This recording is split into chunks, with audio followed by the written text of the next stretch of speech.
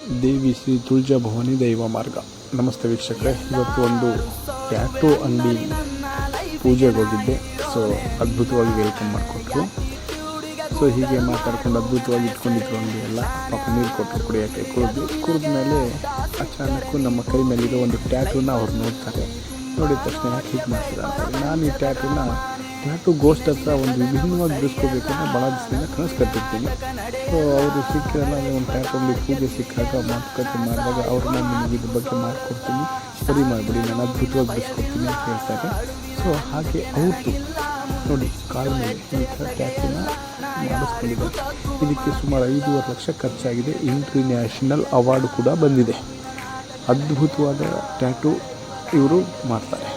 So ಹಾಗಾಗಿ ನಾನು ಯಾಕೆ ಇವ್ರ ಕೈಯಲ್ಲಿ ಮಾಡಿಸ್ಕೋಬಾರ್ದು ಅಂತ ಅನ್ನಿಸ್ತು. ವಿಭಿನ್ನವಾಗಿದೆ, ಟ್ಯಾಟೂ ಗೋಷ್ಠಿಗಿಂತ ವಿಭಿನ್ನವಾಗಿ ಮಾಡ್ತಾರೆ. ಸೊ ಹಾಗಾಗಿ ನನಗೂ ಮಾಡಿಸ್ಕೋಬೇಕನ್ನಿಸ್ತು.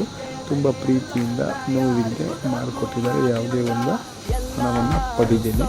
ಸೊ ಅಭಿಮಾನ ಪ್ರೀತಿಗೋಸ್ಕರ ಮಾಡಿದ್ದಾರೆ. ಅದು ಈ ಥರ ಇದೆ ನೋಡಿ, ಆ ಥರ ಇದು ಚಿತ್ರಣ ಈ ಥರ ಮಾಡಿದ್ದಾರೆ.